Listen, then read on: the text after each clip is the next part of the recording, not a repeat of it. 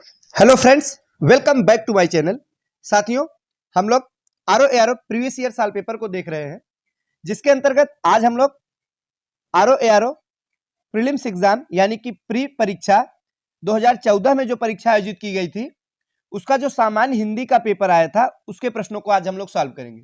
पिछले वीडियो में हमने 2014 में आयोजित की गई सामान्य अध्ययन यानी कि जीएस के प्रश्नों को सॉल्व किया था, पूरा कंप्लीट हो चुका था। आज शुरुआत करेंगे हम हिंदी के प्रश्नों के साथ। पूरे 60 प्रश्न आज हम लोग इस वीडियो के अंतर्गत सॉल्व करेंगे, व्याख्या के साथ में देखेंगे और इस तरीके से आपको समझाया भी जाएगा साथियों, जिससे कि आपको आसानी से याद हो सके। तो चलिए शुरुआत करते हैं पहले प्रश्न से। पर्यायवाची का प्रश्न है, कौन सा शब्द घोड़ा का पर्यायवाची नहीं है? साथियों, आपको एग्जाम देते समय थोड़ी सी सावधानी बरतनी है। क्या कि प्रश्नों को सावधानी पूर्वक पढ़ना है। जैसे यहाँ पे देखिए एक नहीं शब्द है, यही प्रश्न थोड़ा सा, ये जो शब्द है खतरनाक हम कह सकते हैं। क्यों? क्योंकि जल्दबाजी में आप देखेंगे कौन सा घोड़ा पर्यायवाची है करके आप तुरंत लगा के चले आए, गड़बड़ हो गया। करना क्या है, सावधानी पूर्वक प्रश्नों को पढ़ना है। तो कौन सा पर्यायवाची नहीं है पूछा है घोड़ा का, तो देखिए बाज होता है, तुरंग भी होता है होता है, शार्दूल नहीं होता है। ऑप्शन नंबर सी सही जवाब होगा। शार्दूल क्या है साथियों? घोड़ा का पर्यायवाची शब्द नहीं है। बाज, तुरंग है, ये सभी घोड़ा के पर्यायवाची हैं। अच्छा, तो शार्दूल है किसका? शार्दूल साथियों सिंह यानी कि शेर का पर्यायवाची होता है। पर्यायवाची यानी आप समझते होंगे साथियों, एक ही शब्द के अलग अलग नाम हम कह सकते हैं। जैसे हम लोग पानी को जल, नीर कहते हैं, तो यही पर्यायवाची यानी समान अर्थ वाले शब्द समानार्थी शब्द कहलाते हैं। नेक्स्ट है, मीनाक्षी का पर्यायवाची शब्द क्या है? तो मीनाक्षी का एक अर्थ सुंदरी भी होता है और दुर्गा, माँ दुर्गा को भी मीनाक्षी कहते हैं। तो ए और बी दोनों इस प्रश्न का सही जवाब होगा। आयोग ने, आप देख सकते हैं, आयोग ने इसका उत्तर ए और बी दोनों माना है। मीनाक्षी यानी होता क्या है? मीन की तरह आंख वाली, मीन यानी मछली की तरह, यानी सुंदर नेत्रों वाली। नेक्स्ट, कौन सा शब्द है जो नाग का पर्यायवाची नहीं है? फिर से आपको नहीं दिख रहा है तो रुक जाइए और सावधानी से पढ़िए, फिर आंसर दीजिए। तो नाग का पर्यायवाची नहीं है सर्प। नाग यानी सर्प, सांप हम लोग शुद्ध गवई भाषा में कीड़ा भी कहते हैं। तो सर्प, स्नेक जिसको इंग्लिश में कहते हैं, इसे अहि भी कहते हैं। विषधर, विषधर तो आप समझते हैं, विष को धारण करने वाला विषधर। लेकिन तुरंग नहीं है। तुरंग साथियों घोड़ा का पर्यायवाची है। अश्व जिसको कहते हैं उसे तुरंग कहा जाता है। ऑप्शन नंबर डी सही जवाब होगा। नेक्स्ट है, कौन सा शब्द दैत्य का पर्यायवाची नहीं है? फिर से नहीं है। तो दैत्य का पर्यायवाची, दैत्य यानी दानव, राक्षस, तो राक्षस होता है, दानव होता है, निशाचर, निशा माने रात में, चर माने चलने वाले, तो दैत्य राक्षस ही होते हैं। लेकिन भूसुर इसका पर्यायवाची नहीं है। भूसुर क्या है? भूसुर साथियों द्विज को या महिषुर, विप्र, ब्राह्मण को कहते हैं भूसुर। ऑप्शन नंबर सी सही जवाब होगा। अब हम बढ़ेंगे प्रश्न संख्या 5 की तरफ। रुख का पर्यायवाची शब्द क्या है? तो रुख यानी विटप यानी पेड़, पौधा, वृक्ष, इसी को कहते हैं। ऑप्शन नंबर ए सही जवाब होगा। नेक्स्ट है कि कौन सा शब्द ब्रह्मा का पर्यायवाची नहीं है? तो नहीं है इसमें से कमलासन होगा। कमलासन यानी क्या? कमल का आसन। कमल पे कौन बैठते हैं? आप ब्रह्मा जी का देखिए, टीवी सीरियल में आता है, देखिए आप फोटो में देखिए, उनका आसन है कमल, बिल्कुल सही है। चतुरानन, चार मुख है ना, चतुरानन है, बिल्कुल सही है। चतुर्मुख, तो चार मुख भी है साथियों चतुरानन, तो इसमें क्या नहीं होगा? चतुर्भुज नहीं होगा, चार भुजा नहीं, चार भुजा चतुर्भुज कहते हैं विष्णु के, भगवान विष्णु का पर्यायवाची है। तो ऑप्शन नंबर डी सही जवाब है। आइए बढ़ते हैं हम अपने अगले प्रश्न की तरफ, देखेंगे हमारा अगला प्रश्न क्या है। प्रश्न संख्या 7 है, कौन सा शब्द भ्रमर का पर्यायवाची नहीं है? भ्रमर यानी भौरा, तो सलभ नहीं होगा। ऑप्शन नंबर ए, सलभ नहीं होगा। सलभ पतिंगा का पर्यायवाची होता है। नेक्स्ट, कौन सा शब्द इंद्र का पर्यायवाची नहीं है? तो गणाधिप नहीं होगा। ऑप्शन नंबर डी, गणाधिप यानी गणेश, भगवान गणेश। हिरण्यगर्भ का पर्यायवाची शब्द क्या होगा? ब्रह्मा। याद कर लीजिए साथियों, हिरण्यगर्भ यानी ब्रह्मा, हिरण्यगर्भ यानी ब्रह्मा। आगे बढ़ेंगे प्रश्न संख्या 10 की तरफ। कौन सा शब्द दास का पर्यायवाची शब्द नहीं है? तो साथियों देखिए, इसमें स्टार आपको लगा हुआ दिखाई पड़ रहा है। व्याख्या में क्या है पढ़ते हैं। उक्त विकल्पों में दास का पर्यायवाची परिकर भी होता है।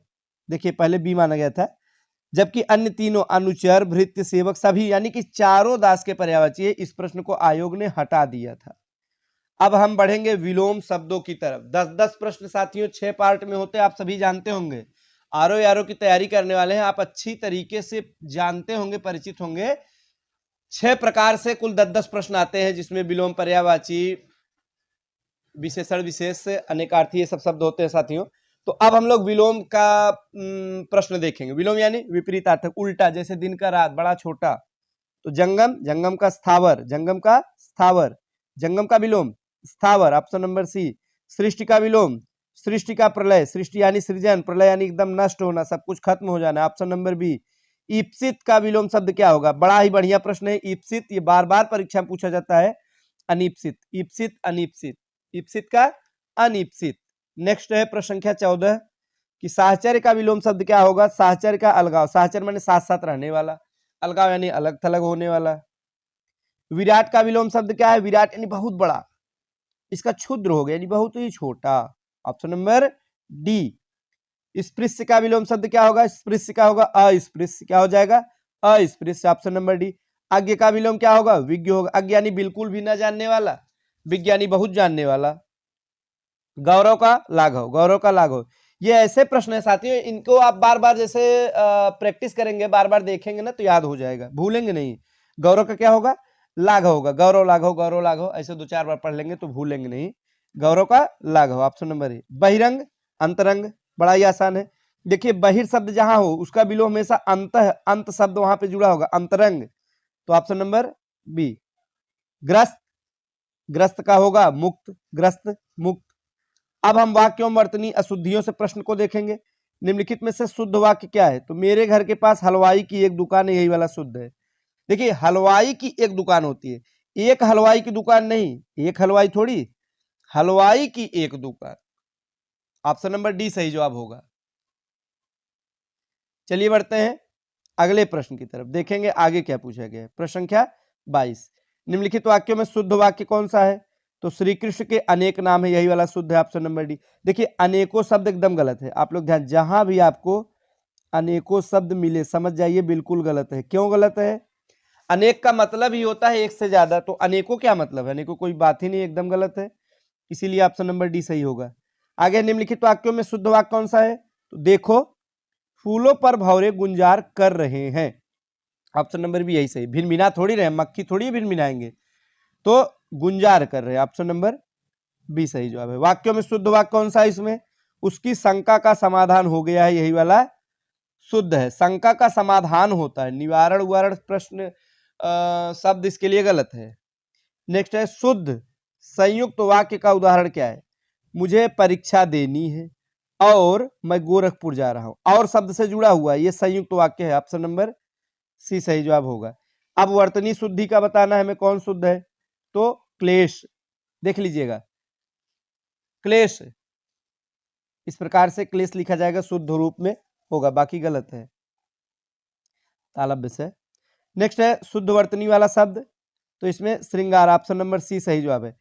ज्यादातर बहुत से लोग जो नहीं जानते इस प्रकार से श्रृंगार लिख देते, जब ये री की मात्रा इसमें लगेगी तो ये एक जो यहाँ पे र का है वो हट जाता है। श्रृंगार इस प्रकार से शुद्ध होगा, अच्छे से देख लीजिए। आगे है शुद्ध वर्तनी वाला शब्द कौन सा है? उज्ज्वल, इसमें 2 आधा जय होते हैं, ये आपको ध्यान देना है, उज्ज्वल। फिर से शुद्ध वर्तनी वाला शब्द बताना है, Hiranyakashipu, option number B. Kashyap नहीं, जैसे बार बार आप लोग बोलते हैं, हम लोग सुनते हैं हिरण्य कश्यप प्रहलाद वाली कहानी में, हिरण्य कश्यप नहीं, हिरण्य कशिपु, हिरण्य कशिपु शुद्ध नाम ये होगा। आगे शुद्ध वर्तनी वाला शब्द कौन सा है? कवयित्री, ये तो समझिए साथियों क्या ही कहा जाए, आपको यूपी टेट हुआ, सी टेट हुआ, और कोई वनडे एग्जाम है जैसे यूपी पुलिस है, जहां भी हिंदी का प्रश्न पूछा जा रहा है शुद्ध अशुद्ध में, ये तो प्रश्न तो बार बार पूछा, कई बार इसको हम देखे हैं एग्जाम में पूछा गया है। तो यहाँ गलती क्या करते हैं? गलती सब लोग करते हैं, कवयित्री वाला सही करके चले आते हैं इस प्रकार से, जबकि ये गलत है। सबको लगता है कवि से बना है तो कवियत्री होगा, ऐसा नहीं है। जब यह कवियत्री होता है तो ई की मात्रा वह में नहीं रहेगी, शुद्ध क्या होगा, कवयित्री, ऑप्शन नंबर ए। अब हम लोग देखेंगे अनेक शब्दों के एक शब्द, कनिष्ठिका और मध्यमा के बीच की अंगुली को क्या कहते हैं, तो इसे हम लोग कहते हैं अनामिका। इसका कोई नामो ही नहीं है, ऐसे करके याद रखिए, अनामिका। नेक्स्ट है जिसके पेट में माँ ने रस्सी यानी दाम बांधी हो उसे कहते हैं दामोदर। दामोदर यानी पेट में जिसके माँ ने रस्सी बांधी हो। पीछे पीछे चलने वाला इसे कहते हैं अनुगामी। क्या कहते हैं, अनुगामी, ऑप्शन नंबर बी। जिसकी कोई कीमत ना हो उसे क्या कहेंगे, उसे कहेंगे अमूल्य। कहते नहीं है, इसकी कोई कीमत नहीं है, अमूल्य है, आप इसका मूल्य नहीं लगा सकते हैं। थोड़ा नपा तुला भोजन करने वाला तो उसे कहते हैं मिताहारी। मित माने थोड़ा होता है, आहारी माने आहार लेने वाला। गुरु के समीप रहकर अध्ययन करने वाला इसे क्या कहेंगे, इसे कहते हैं अंतेवासी। गुरु के समीप रहकर अध्ययन करने वाले को अंतेवासी कहा जाता है, ऑप्शन नंबर डी। आइए बढ़ते हैं हम अपने अगले प्रश्न की तरफ, जो है प्रश्न संख्या 37। जिसके हृदय पर आघात हुआ हो उसे क्या कहेंगे, तो मर्माहत, ऑप्शन नंबर बी। दिल पर गहरी चोट लगी हो उसे कहेंगे मर्माहत। जो अपने पद से हटाया गया उसे कहते हैं पदच्युत, ऑप्शन नंबर डी। जिसे किसी वस्तु की स्पृहा न हो उसे कहेंगे निस्पृह।